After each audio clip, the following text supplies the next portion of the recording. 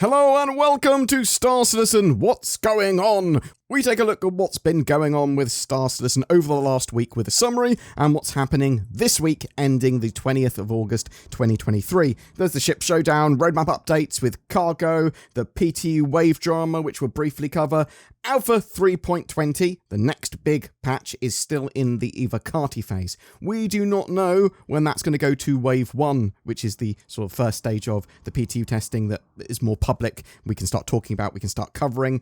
3.20 is expected to be live by the end of September though. There's a huge range of features with that, but it does focus a lot on Arena Commander updates and getting Arena Commander into a very playable state, which is the sort of more arcadey, dogfighting, racing, and free-fly module, as well as Star Marine being combined in there as well, which is the first-person shooter module. Experimental modes as well.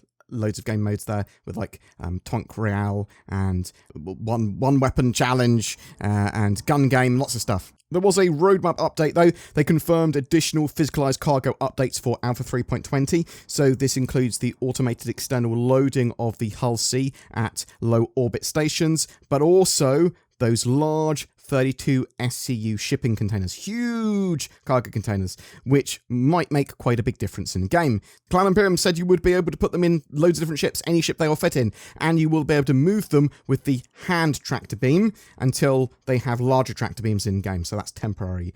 There are concerns with cargo at such a large scale with the addition of the Hull C from performance to economy issues. So performance, they're big with lots of cargo, and economy, they're big with lots of cargo going on, and that will affect the economy heavily. CIG have formed some new teams with the North American Persistent Universe gameplay feature team and the economy team, as well as a vehicle gameplay feature team. We're going to start to see updates on the roadmap for all of these teams in the near future. Something else for 3.20 potentially, in a now nuked and deleted thread, there was loads of updates on the Ares, Ion and Inferno, and they said a few things. They said that they would be probably in 3.20 giving the Ares, Ion and Inferno a little bit of aim assist, which will make aiming a lot easier, or I suppose hitting a lot easier. They're also reducing the spread of large Gatlings from size 4 to 7, so you should see the spread of the Inferno significantly reduced. I don't know why that thread was nuked though. It might be because the dev there was saying stuff about 3.20 that might not necessarily be accurate. I suppose we'll have to wait and see.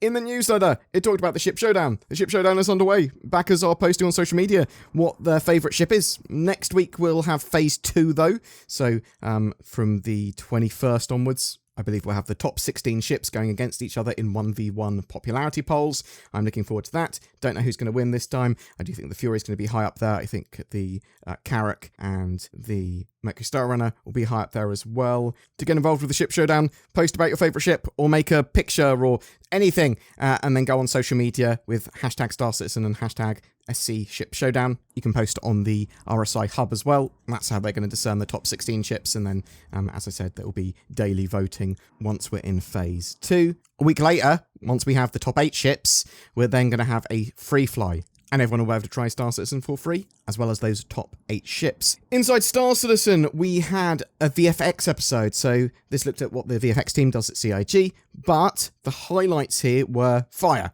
Fire now looks great. They're continuing to evolve the way it looks and consumes and burns. It's going to be part of lots of different gameplay, including engineering and life support and sort of environmental hazards. Fire will spread and propagate. There's still a way to go with getting it all working and the way it looks as well. It looks a bit weird on flat surfaces in my opinion, but it is starting to look fantastic still. They also talked about lightning in gas clouds and that sort of arcs across ships and characters. Looks really cool as well. Star Citizen Live this week is sort of like a two-parter. They went through building a mission from the dev's point of view in a super quick way. An interesting show if you want to go watch that, but doesn't have a huge amount of tangible development news. There is a new mission spotlight that Cloud Imperium are focusing on. This time it's salvage contracts, so you can do these with the Vulture Reclaimer or even a hand tool. The more you do, the more rep you'll earn, and the larger ships you'll be able to get for salvage. Always check the cargo hold of the ship you are salvaging, because there might be loot in there. Lootable cargo can be worth a huge amount of credits. Also, taking weapons and components off ships can help you with some extra income, or they can give you new choices for loadouts, because you can plug them into your ship. This week's sneak peek is of the Santok Yai, which is the Xi'an medium fighter. It's not pegged for a 3.20 release, but it should be with us by the end of the year. It's going to fly very interestingly because they don't have sort of like main engines. They sort of have lots of like a thruster rig, so it sort of can strafe really well. Let's quickly go over the PTU restructure post that Cloud Imperium put out. So PTU restructure has caused some waves. Ha! That's a joke because it's about the PTU waves. I'll give you a brief rundown of what's going on here. So for the PTU test patches, CIG have changed who has access to the waves in what sort of order. So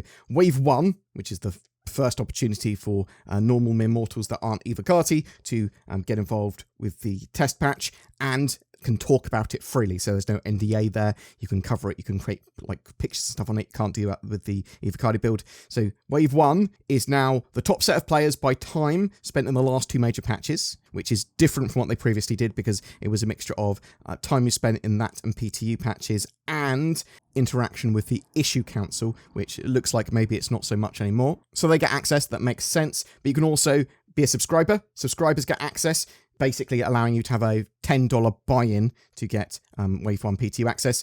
Concierge, which are backers that have spent at least $1,000 on the game, no longer have access to Wave 1 at all levels. So previously it was, if you're Concierge, you get access to the PTU as soon as it goes to Wave 1. Now, $25,000 backers have access to Wave 1, and then that slides down for between Wave 2 and 4 based on how much money you've put in. So $15,000, you're in Wave 2, and Wave 2 to 4, that also slides down with the amount of players that have spent lots of hours in the last 2 major patches. Wave 5 is any backer that has a game package. So why have CIG done this? CIG basically said that they're restructuring to have better control and a better quality of tester because they don't want players to download the PTU and just play once, as that bandwidth is expensive at scale. They want consistent play if possible. They also had problems with players playing in Wave 1 and not playing in the other waves. So they had like 95% of the time played in Wave 1 and then no one plays the rest of the waves very much. So they sort of want to pace it out as well because they do need this test data and they do add more and they do fix things in the waves. One of the ideas of opening it up to more waves is to stress test and lots of other stuff. Cloud Imperium did also go on to say that the update is also of the waves in general, sort of the timeline for that. So it might be much more compressed than previously, with potentially sort of multiple waves happening in a single day.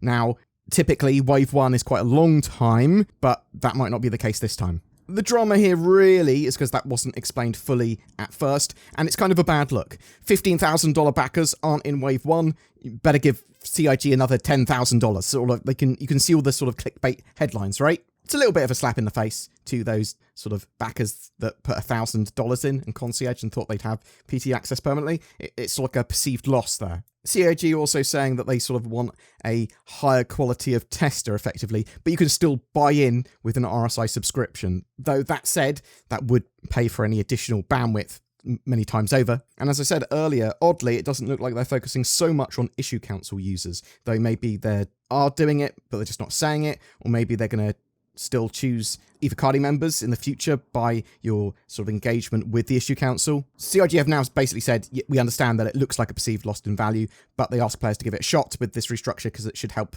them and be better. Yeah, and I'm in agreement with CIG mostly there. It's just a bit of a PR and marketing problem there. It was just worded poorly. They could have looked at it and gone, how will people react to this? Well, let's explain more fully what's going on with the PTU and how players act, and give some sort of examples of how they want it to now work and how it worked previously. I feel a little bit like there's a bit of marketing going on there with the push for subscribers. I do think Concierge should have access to it at all levels, but I suppose that's easy for me to say and I don't know all of the stats. Actually, I would really like CIG to give us our stats as well. Like, if we can have more metrics, I want to see how many hours I've played Star Citizen for and how many I've played them over the last 2 major patches for, and therefore see my current sort of wave status. You are in Wave 2 because you've played this many hours. So actually, what's going on this week with CIG? Thursday, Inside Star Citizen catches up with the audio team and their work on audio reverberation tech after their previous CitizenCon presentation on Claudius.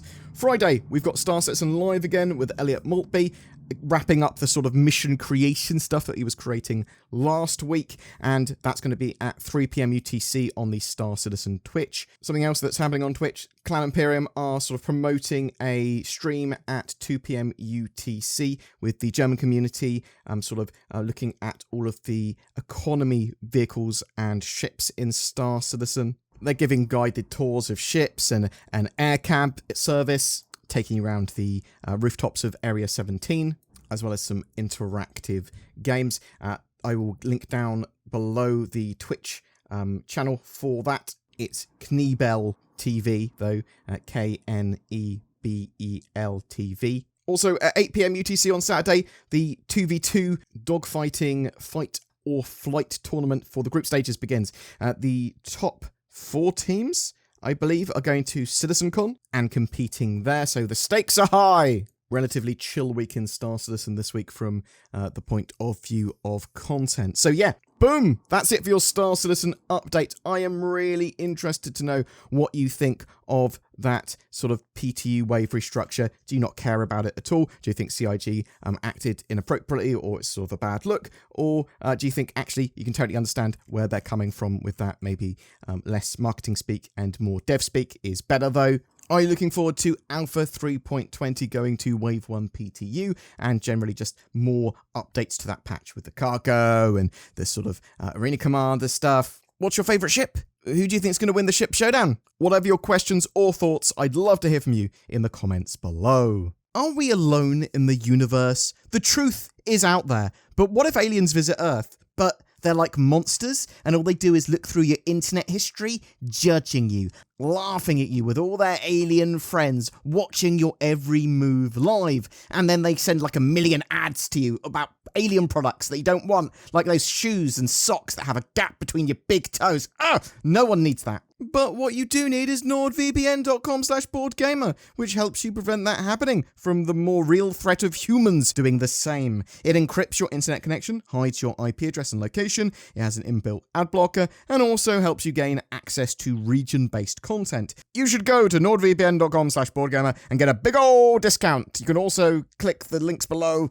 Every month, we have a ship giveaway. For August, it's for a Crusader Mercury Star Runner with lifetime insurance.